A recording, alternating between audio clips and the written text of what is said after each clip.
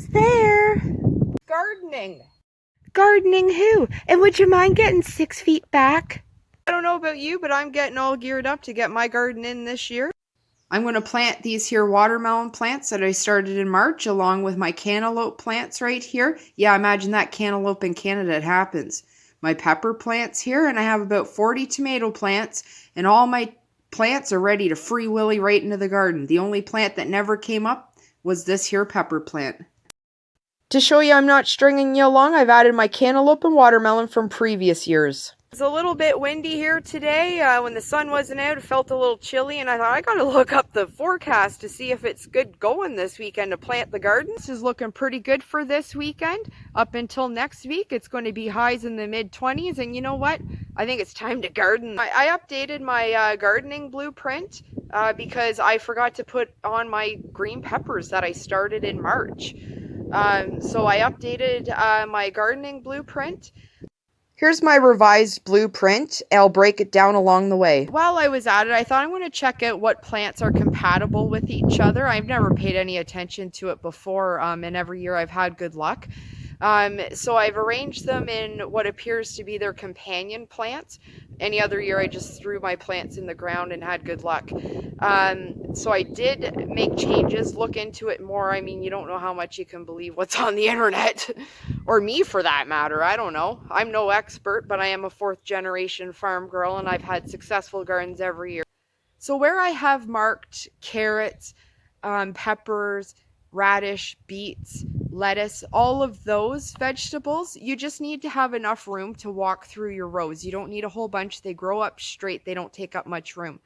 As I just mentioned, these vegetables, leave yourself enough room that you can walk through your rows.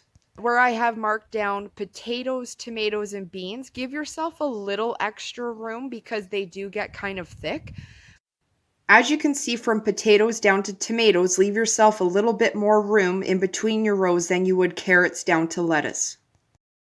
I didn't bother looking up companion vegetables from cucumbers down to pumpkins because I've had nothing but success, and I always have more than enough vegetables. So I didn't even bother Googling those. From cucumbers down to pumpkins, you want to make sure that you leave yourself about 3 feet because they grow wide, they grow long, and they're a real son of a gun. From cucumbers down to pumpkins, give yourself at least 3 feet if you have a small garden. If you have a bigger garden, give more room because they get quite thick and viney. Here's the blueprint again from top to bottom and the spacing I'm suggesting. What I find, you just need a little bit of luck every year, a little bit of sun, a little bit of rain, and when you get that, you get photosynthesis, baby! I always water my vegetables in the evening. I've heard from farmers that if you water your vegetables in the heat of the day, the sun can burn your roots. The water gets hot and burns your roots. So I always water in the evening as the sun's going down. It's cooler.